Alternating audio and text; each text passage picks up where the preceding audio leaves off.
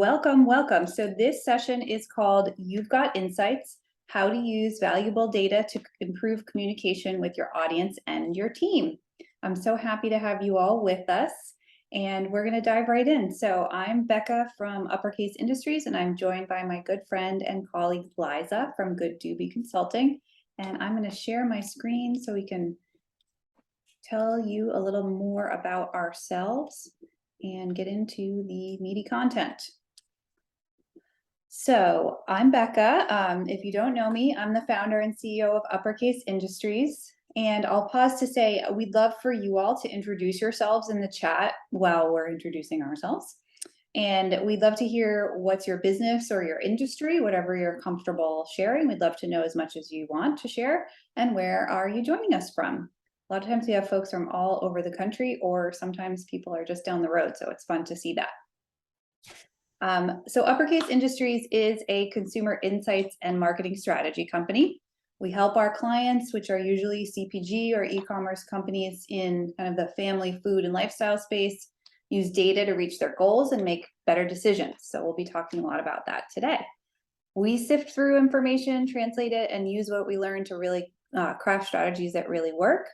And I always like to say we believe in numbers, we love numbers, but we never ignore the humans behind them. And we're awesome at what we do because we're driven by that genuine curiosity for humankind and also a desire to simplify. Do not like to multitask. Awesome, Rebecca. Let's see, we're hearing from Rebecca, and she is looking for a B2B tech director of customer marketing role. Awesome. Well, nice to meet you. And Dave's coming in from Tampa, Florida. Excellent. So Liza, I'll turn it over to you. I'm so excited to have you here with us today. And just for everyone else's knowledge, Liza is an amazing person who I've known for over 10 years. And I've learned so much from her, and I know I will do that today. So I'm excited for you all to have that same opportunity. It seems impossible for us to have known each other for so long since we're such youthful gals. Thank you, Becca. So hello, everyone. I recognize a few of you in attendance already, so it's good to see you here. My name is Liza Doobie, for those of you who don't know me, and I am a strategic communications consultant and coach. I spent about 20 years in progressive and mission-led political, nonprofit, and corporate organizations in a communications or marketing communications capacity. And in 2020, started to go off on my own as a coach and consultant. And what I really love is being able to help people make that connection between the numbers that Becca loves, because I love those numbers too, and really have that human-centered approach so that not only are folks thinking about the type of messaging that they're using, but the strategies that they're using to convey that messaging and the strategies they use to lead their teams, putting all of those pieces together to create a more compassionate way of doing business, starting with yourself. I love that. Yes, and we're going to spend the whole session talking about these topics. It's exciting. And thank you everyone for introducing yourselves. We have Janet and Mallory also with us as well. Janet, always good to see you. Liza and I have both worked with Janet before, so that's fun. And let's see, we also have Laura, and she owns a laundry services company that allows busy people to outsource a time-consuming family chore. Yes, I like that. I feel that I am in your target audience. And as we go through, just a couple of housekeeping things, I do tend to read the chats aloud, mostly partly because it's fun and gives everybody a chance to get to know each other a little bit. Also for the recording, since folks watching the recording can't see the chat, it's nice for them to have that voiceover and learn a little bit more about what we're talking about. So that's that. And if you want to say something, I think the chat's the best way. That's really our only participant communication option here. But if you have something burning, I think you could probably also raise your hand. So we'll do our best to kind of talk and manage the chat at the same time. And finally, there will be a live Q&A session at the end. We're going to save probably about, we got started a little late, but I'm hoping for about 15 minutes for that. So we will, if you have a question and we're not getting to it right away, we will get to it in the Q&A. All right, so starting out with a little bit of an intro on the what and why of consumer insights. And this is the framework that we use at Uppercase to really guide all of our work. And this is something you may have seen before, but we're really focusing today on this area in the middle here. We find a lot of companies focus on their own brand values and the things that motivate them. A lot of times we'll work directly with founders or folks on the leadership team, and this green circle is kind of what gets them really lit up. The blue circle is more about the business landscape and your marketplace. So I guess I'll use this laundry example as for that to help bring it to life, Laura. This is sort of like, well, you wouldn't open your laundry business on a street that has 5 other laundry businesses on it, and you wouldn't open it in the middle of nowhere where everyone has to drive out to your shop, right? So that's what we consider the business opportunity. And then what we focus on most at Uppercase is getting folks to have these green and orange circles overlap as much as possible. So this orange circle is the human need or challenge. This is your consumers. This is where you want to make sure you are talking about the things that they care about. So if you I'm going to keep going with you, Laura, since this is a fun example. So if you're marketing your laundry services to families, but then it turned out that most of your customers are single people, that would not, that does not equal those 2 circles overlapping. So you would need to shift your message, start talking to single people, and then they would overlap. That's probably not the case for you, but just an example.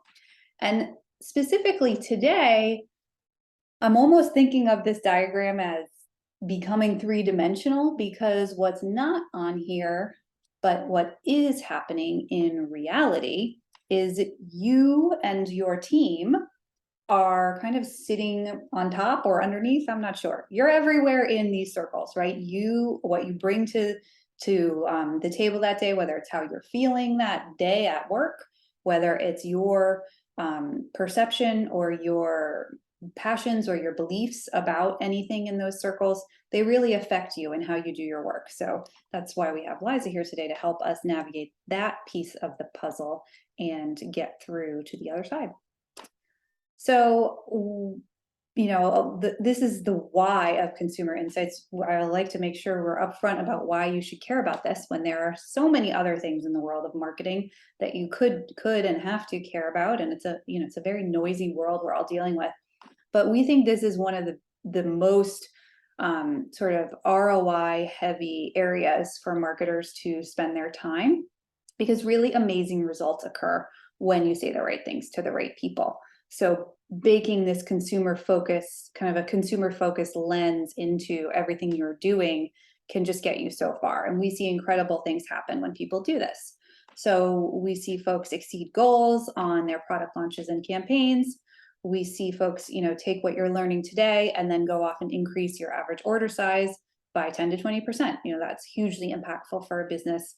Big top line revenue growth, higher conversion rates all across the customer journey, which also translates to, whatever your marketing techniques at each of those steps are going to be serving you better, getting better return on investment there, as well as improved focus and reduced burnout at fast-growing companies. So like I just mentioned, you have a plethora of options available to you every day and limited time and attention and budget. So this type of work really helps sort through the noise and focus on what's really going to drive business. So today I'm kind of introducing the top 3 insight categories that we like to focus on at Uppercase and with our clients. And I'm curious, just so I can help kind of tailor what we'll talk about to the audience here. You notice I'm focusing on our audience, just like we're telling you to do. Getting a little meta. So how often do you all use consumer data or think about consumers in your work? If you want to take a sec to just weigh in and let me know, then that will help me figure out how detailed we want to get here.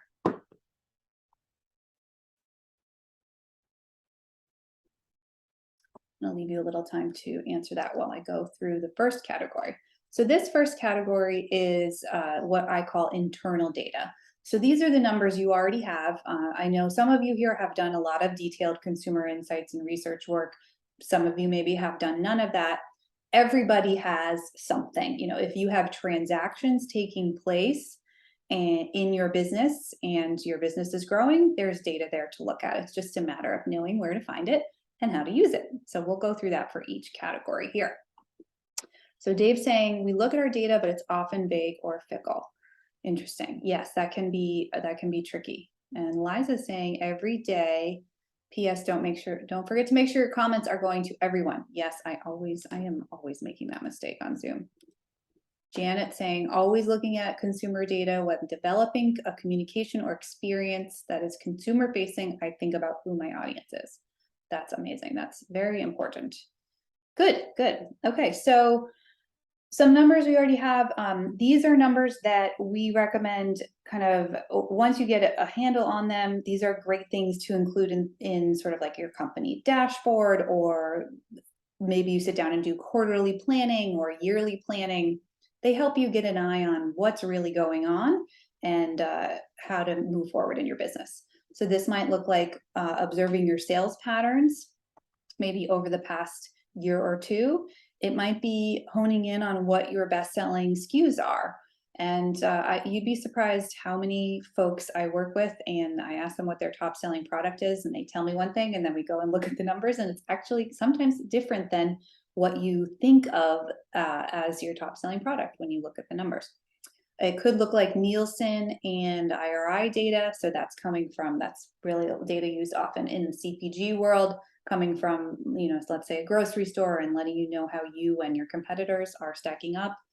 And then email performance, things like Google Analytics and other web, social, or ad analytics tools. So how we use this data and how we recommend using it is first to test your assumptions. You go about your day thinking that things are going a certain way at your business. And sometimes when you check the numbers, it's a good gut check to see what's really going on. We also use them to start building hypothetical consumer profiles. So how your customers are behaving and interacting with your product and your site, etc., helps to tell you about who they are, even without you having to go out and ask them a thing. So you can start getting that hypothetical profile, and then you can build that into your message.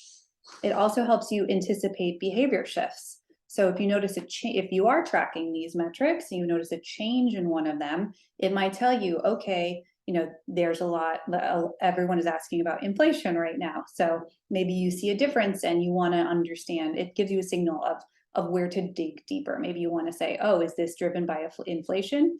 You may dig deeper and find out, no, actually this is driven by the fact that, I don't know, maybe Thanksgiving is a week early this year, even though that actually doesn't happen. But different things can send the data in different directions. This can really help with that. I'm going to look at this chat real quick. Julia says she's using this type of consumer data all the time at CPG brands she works with for high-level strategy for the year. From that to more granular reviews of emails, etc. That's awesome. And then Laura says she's using that every day, made possible by a sophisticated POS system designed for the laundry business. Amazing. It's so cool how many tools are available these days. And I love hearing that you're making use of them. And they also train delivery members to speak to customers at pickup and drop off, to ask questions that elicit feedback. And that's amazing, Laura. That's actually something we talk about a lot of times with our brick and mortar folks, because if your business is not so web-based, it's more in-person based, sometimes people can have trouble finding opportunities to systematically take in consumer data.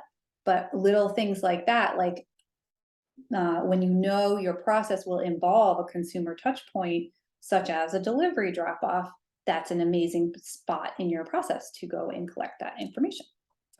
So, very rich group of attendees here. I like this.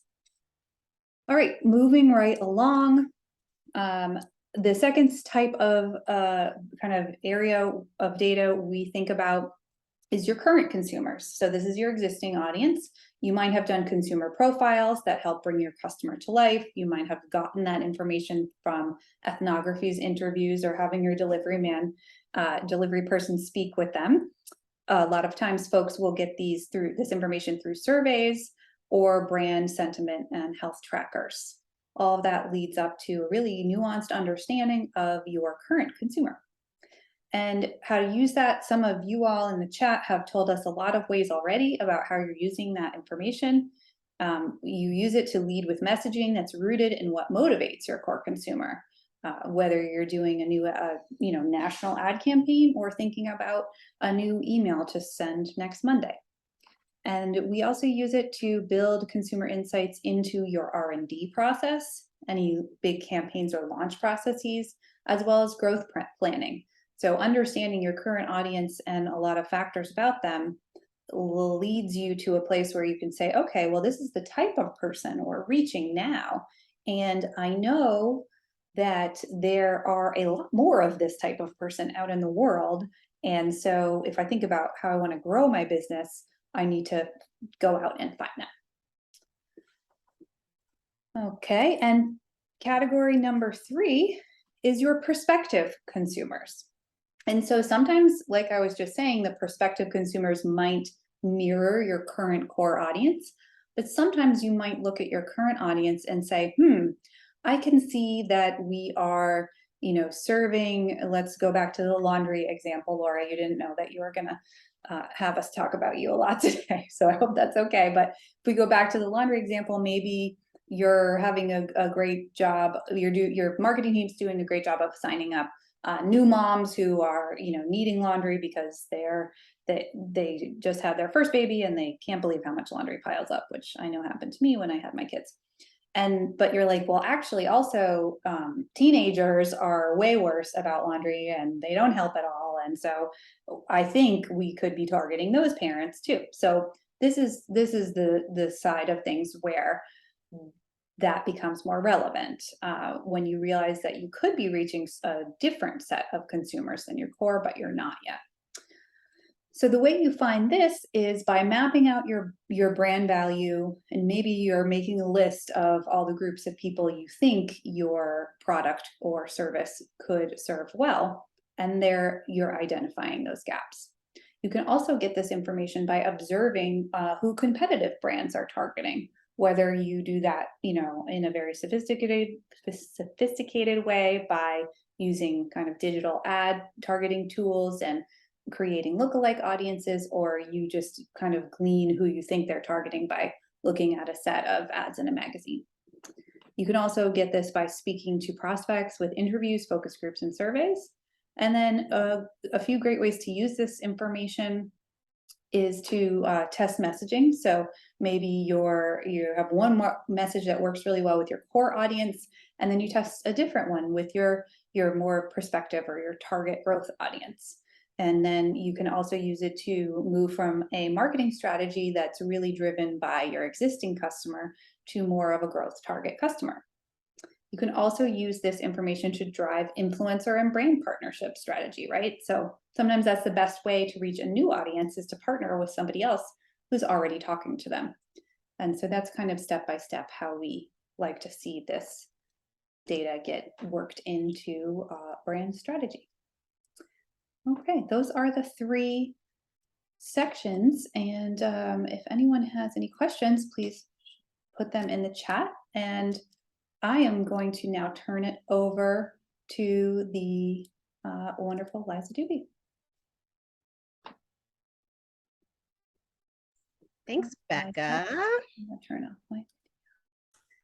Hello, everyone. So now that you've got all of your incredible audience data in hand, it's time to do something with it. So Becca, if we could move forward to the next slide.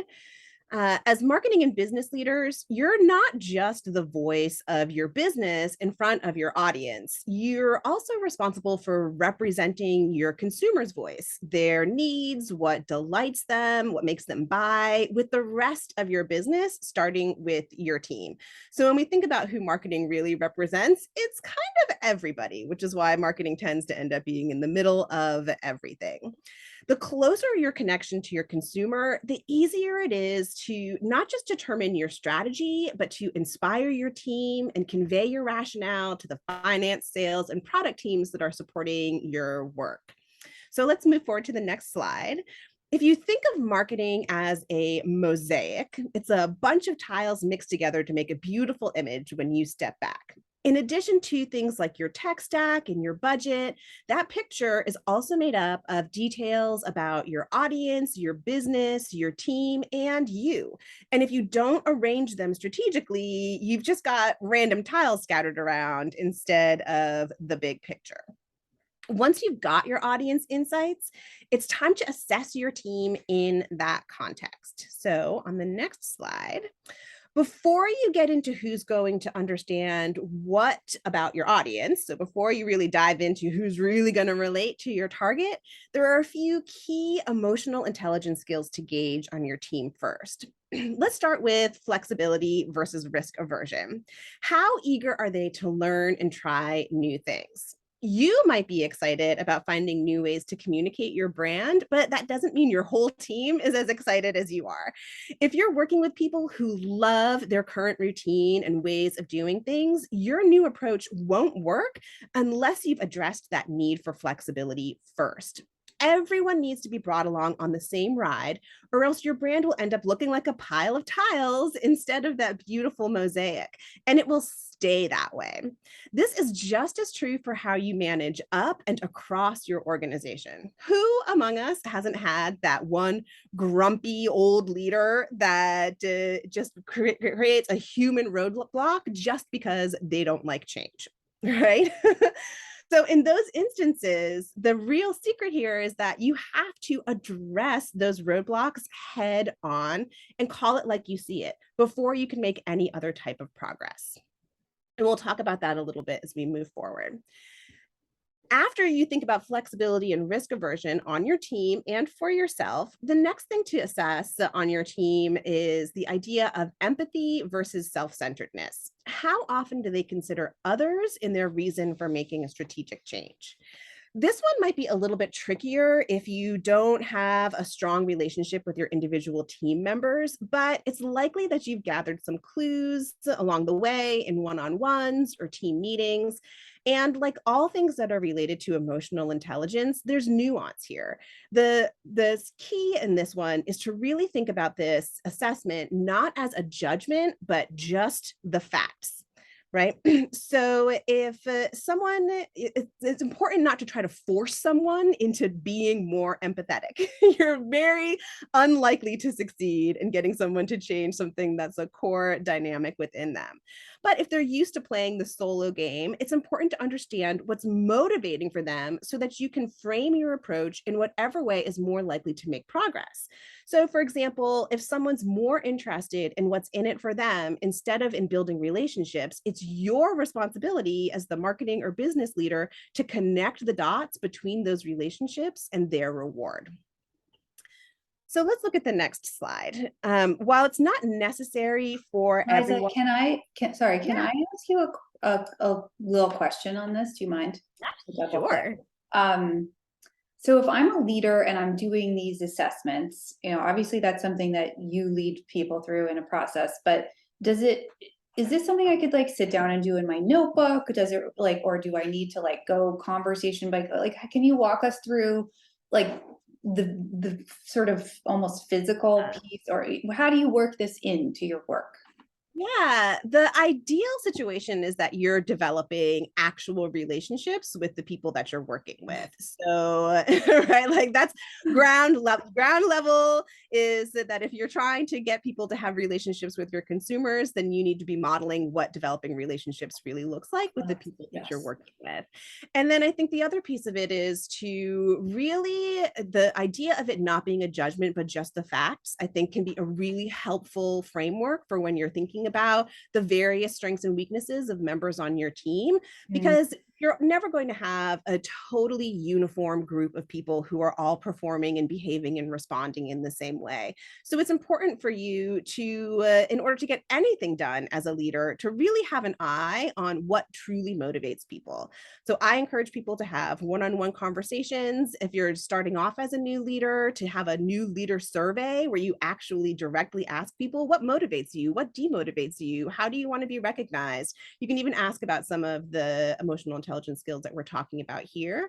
What I do when I do emotional intelligence for marketers workshops is an actual social and emotional intelligence assessment. And we look at the team's collective strengths Oh, and yeah. weaknesses, and we address those collective strengths and weaknesses together as a team. Awesome. Thank you.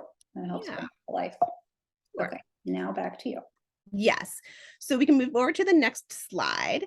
Um, so while it's not necessary for everyone on your team to be exactly like your target, it also helps to assess the team for like-mindedness or an insight into your audience's point of view.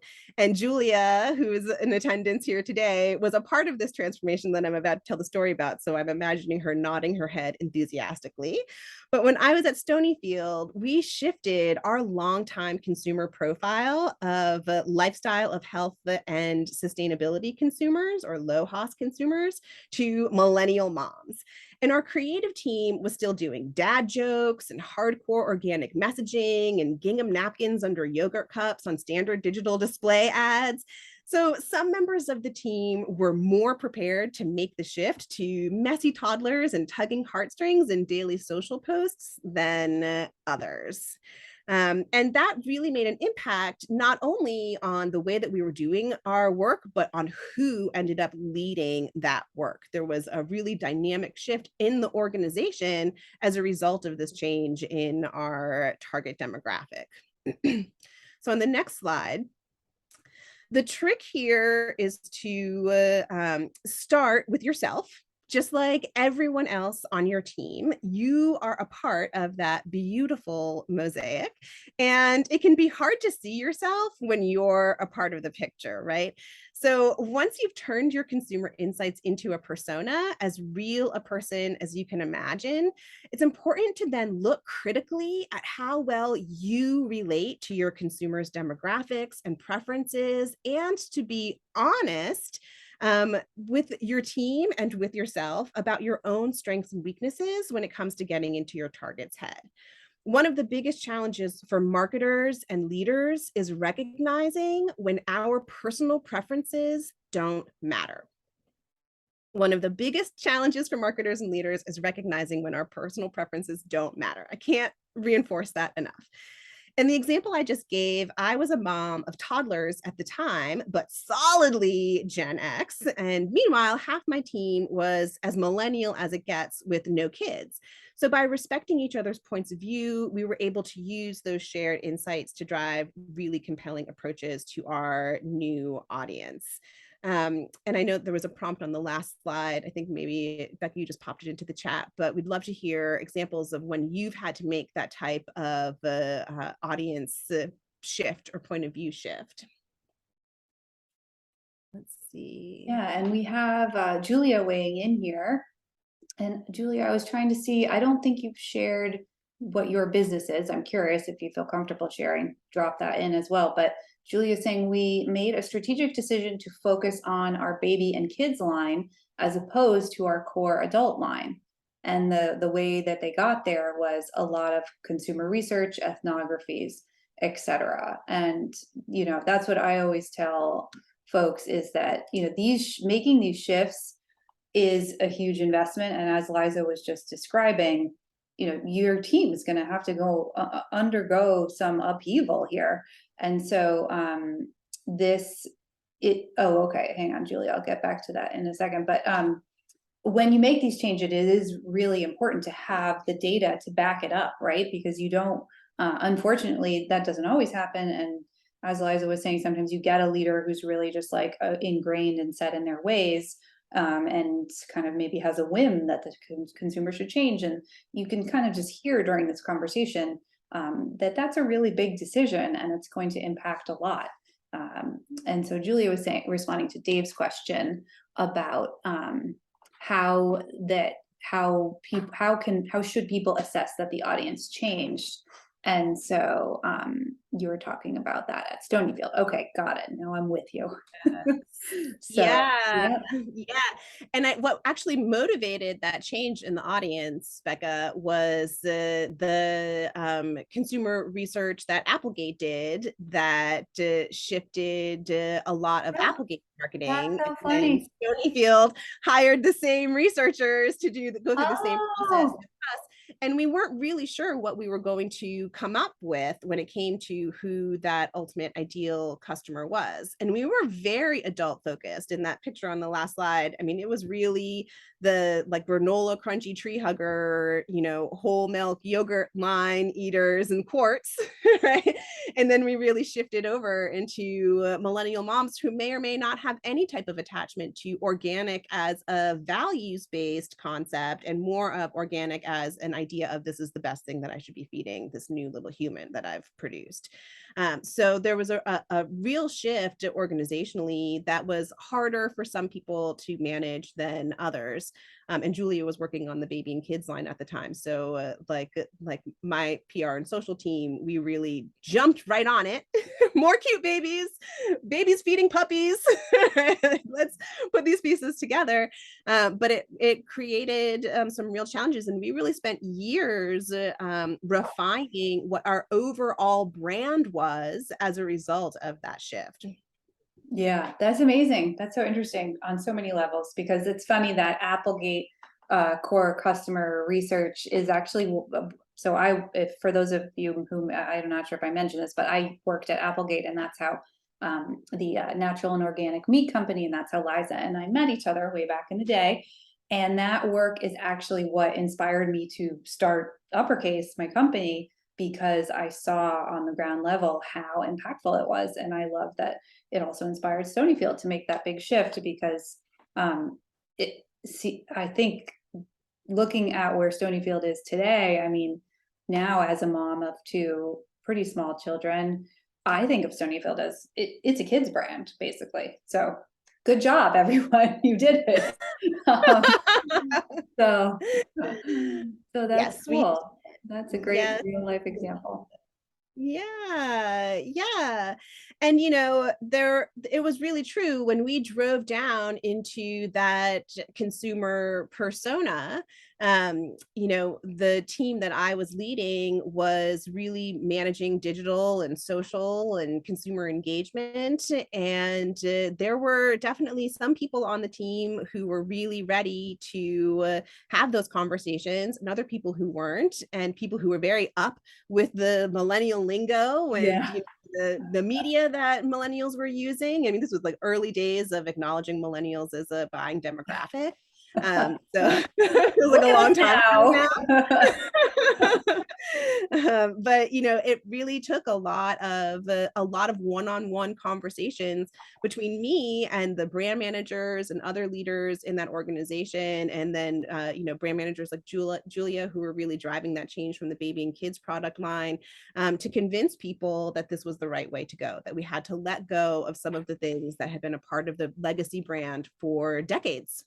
Yeah, that's so interesting. And then Julia's providing even more color here, that a big driver for that change was that the business was in decline. And so sometimes that is when the first time folks kind of pick their heads up and say, oh, we got to do something here, because what we're currently doing is not doing. And how do we do something different? And your consumer target is often a really valuable lever to pull when your business is kind of heading in a direction that is a sinking ship, so to speak, as Julia said. Absolutely. So And following that shift, we freed ourselves of some of the constraints that we had when we were a low-cost consumer brand.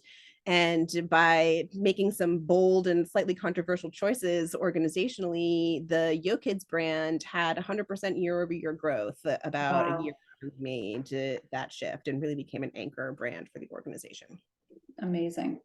Yeah. Well, let's keep going through here. Let's keep going.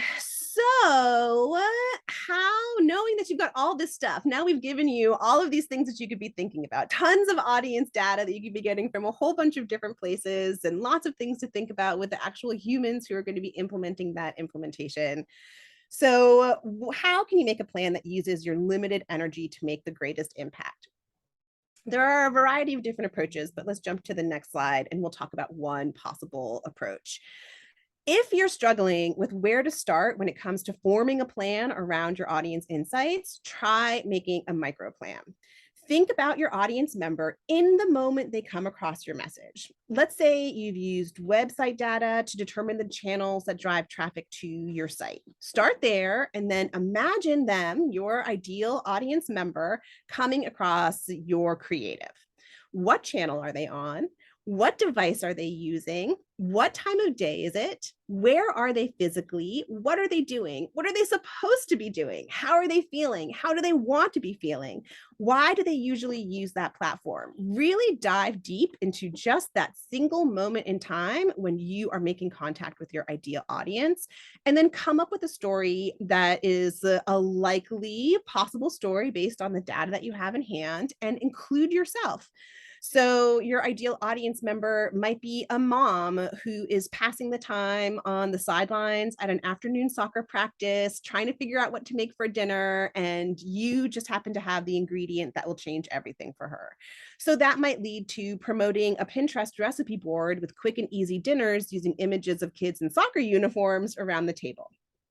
Or it could be a tech startup employee working from home, looking for a way to kill time before lunch while keeping their Slack availability on, right? So they're going to be on their computer still, instead of doing their least favorite mundane task, which is a task that your technology just happens to automate. So you choose to push a late morning LinkedIn ad all about how your tech means getting work done, even when you're making a sandwich, right? So in a myriad of marketing options, using your audience insights to zero in on your best assumption of the ideal moment of contact with your content can help determine everything from the copy to the platform that you're investing in, and the time it's shared, the time it's scheduled, right? And it also, your ability to convey that level of detail to your colleagues makes your new strategy harder to refute and provides you with guardrails for when things start to get a little bit too creative. So I'd love to hear from folks in the chat. When you think about that moment when it would be the most impactful for your marketing to make contact with your ideal consumer, what do you think that moment might look like? I'm going to jump in and share mine while people are putting their answer in the chat. And obviously, my business, Uppercase, is not a consumer-facing business. It's a B2B, but you can still ask this question in this scenario. And something that I think about a lot is when we try to profile our ideal client, a key moment is often when a new marketing director is just hired, right? So they've just gone through this interview process. And a lot of times at that point in your career, when you go through an interview process, you kind of bring your demands to the table, so to speak. And, folks say, when I took this job, I told the CEO that we're going to need to do a consumer profile when I get in there, because I need to know what I need to know in order to do my job well. And so that key moment, and so when I think about how they're feeling, they're really excited to be a badass at their new job. They're really excited to learn. They're also excited to usually take the company in a slightly different direction. They're not joining to just do more of the same. So, sometimes that's a bit of a give and take later on. But so that's one of my moments. And everyone is great to and knowing that moment and knowing you, Becca, the way that you market your services, the additional support that you bring with the way that you share information, and the openness and transparency with the way that you share information really gives that feeling to that ideal target audience member for you, that sort of subliminal understanding that you're not just going to be handing data over, but that you're going to be giving them that extra support to be able to do the work. Yeah, good. Well, I'm glad you think so. Yes. That's what we're going for. Awesome. Well, we have a few. Yeah. Yeah, you go ahead, Liza. You read these. Great. So Laura says her most common consumer moment is a parent who works full time and bills by the hour. They realize how much time and money they have and are losing by doing laundry, and realize that the family outsources lawn work. They should be able to outsource laundry. So they're reclaiming time free of laundry tasks, and it can be used for kid time, volunteering, work, exercise, time with friends, or me time. So it's really that moment when they've done the math and they realize the value of their hourly rate that gives them that, haha, maybe I could be saving time and getting more value out of somebody else doing this job for me. I love that example, Laura. And Dave says, we often imagine our audience checking notifications in email and social either first thing in the morning or in those post-dinner times when they want to zone out a bit. Yes, that's exactly what these really like micro plan moments are really about, is really thinking, okay, what are they doing? If the most traffic that's driving to our site is coming from Instagram, and it's happening between 6:30 and 8 p.m., then it's the after dinner time where they're just kind of like maybe on dual screens watching a show and rolling through Instagram. What are they doing as they're rolling through Instagram? They're looking for entertainment. They're just kind of checking on their friends. How can we blend into that experience and that moment for them in that specific emotional state? Love that.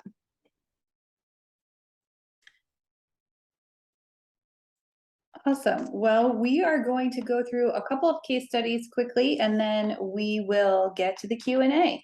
So we love to share case studies just to bring things to life a bit. I'll share one, and then Liza will share one as well, although she's also shared the great Stonyfield example throughout. So this just gives you a sense of kind of how you can bring this information to life, as well as how you kind of have to deal with the preconceived notions you show up with, and maybe adjust things along the way.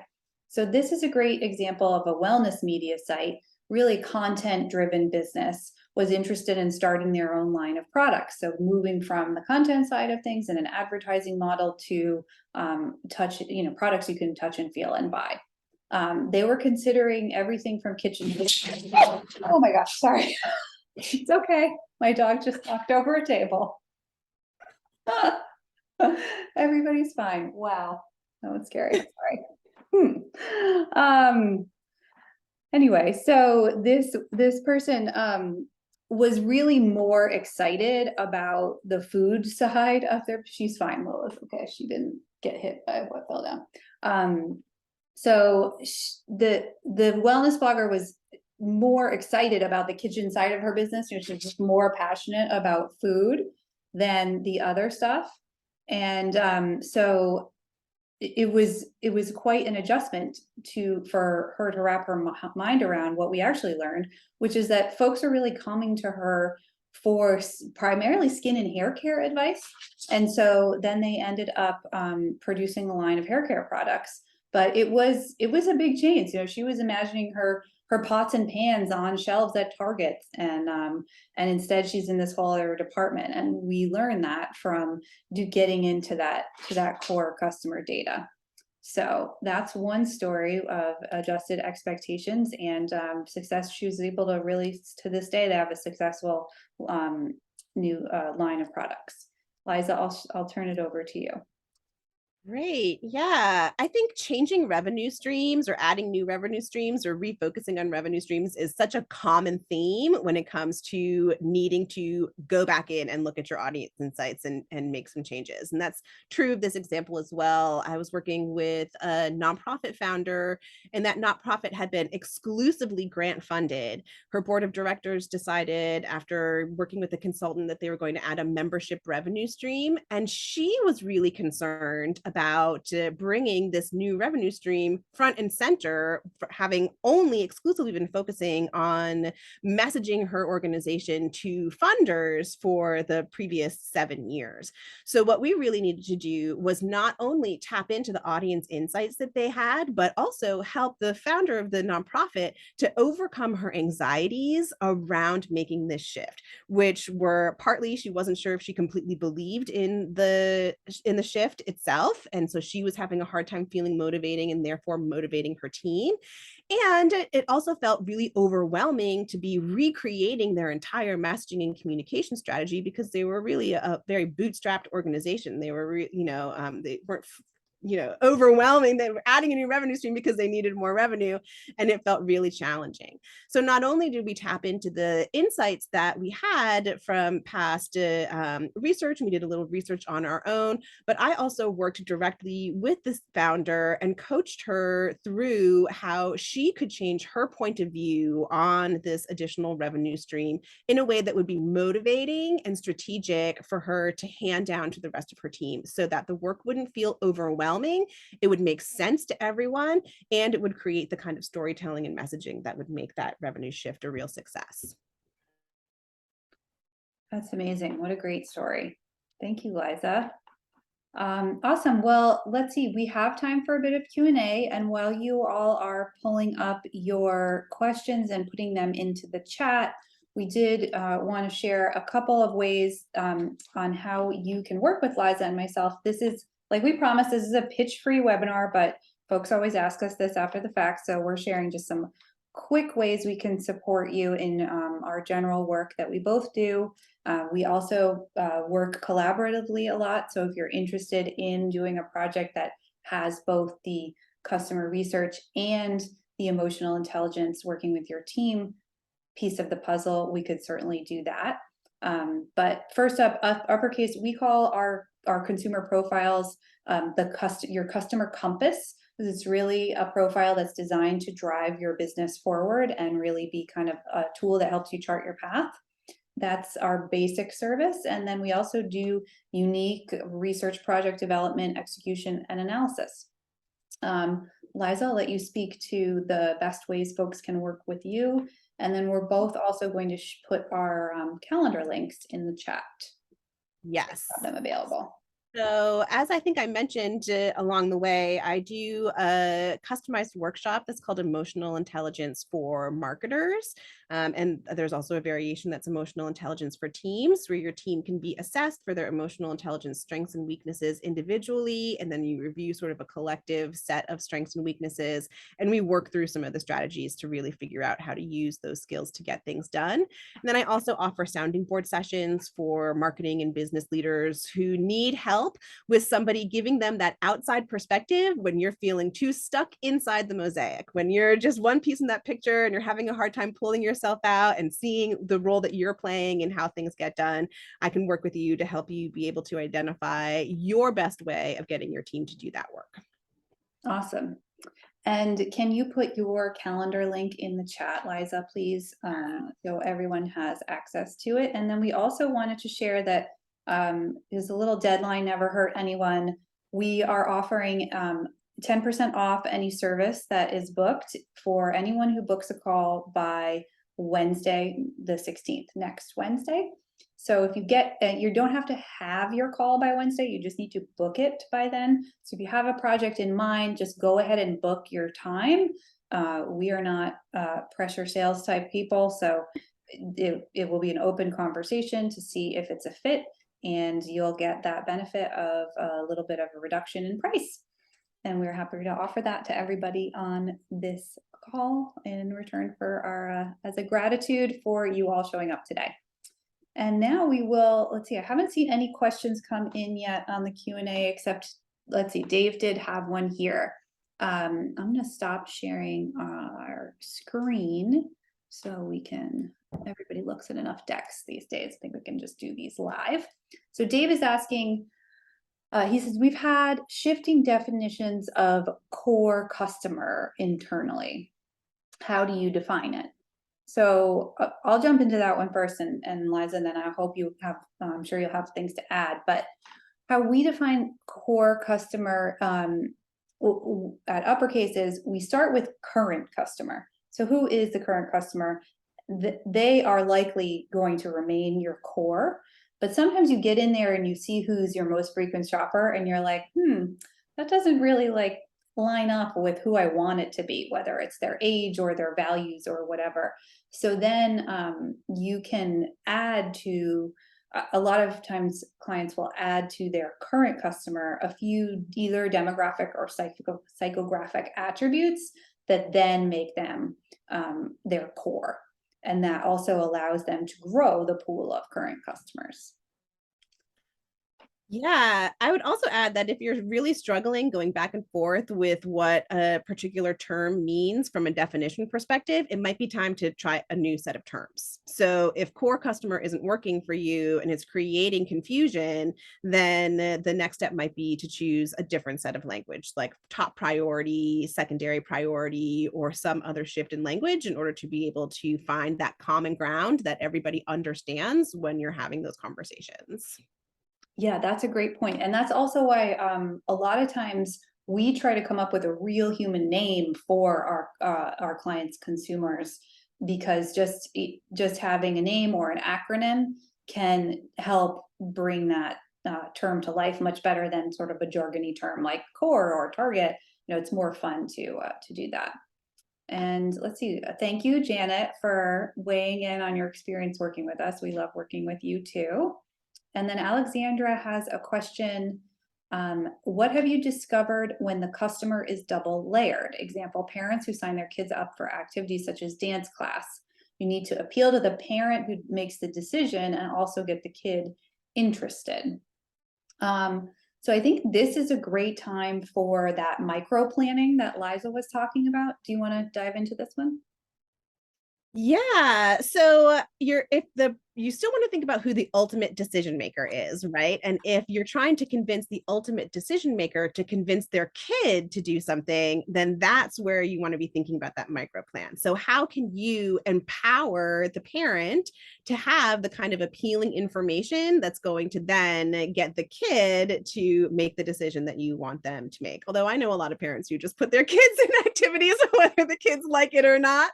So that may be enough, but it really is thinking about that one moment. If you're thinking about the parent and you want to get the parent to encourage their child to sign up for dance classes, then what's the moment in time when the parent is going to be most likely to be with their kids, so that they can see the creative, and then as they see that creative, then look over to their child who's right next to them and say, oh, hey, here's an interesting opportunity for us to do, and have that conversation with them in that moment. So thinking about that micro plan can really help there.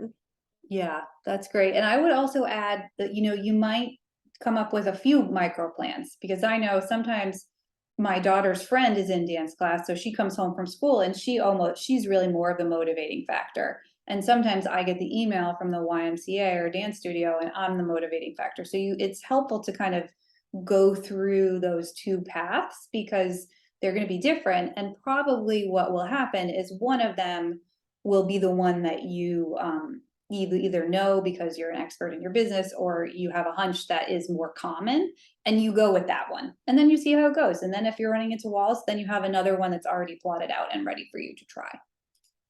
So excellent. All right, well, I think we can stay. If anyone has any more questions and more time, we're happy to stay for another 5 minutes or so and keep answering questions, but I do want to be respectful of everyone else's time and wrap us up. We really appreciate everyone's time and participation. This was really advanced, nuanced conversation we've been having here, and clearly many of you are possessing a deep expertise in your field. So thank you for sharing that with us, and we are so glad that you made time to come. Thank you, Liza, everyone. I especially want to thank you as my co-host. We have been talking about doing this for like months, maybe a year. I'm so glad we finally got it together and we're able to collaborate. Thank you for joining us and lending your time and expertise and great wisdom. Thank you. Thanks, Becca. So fun. So great to see everyone.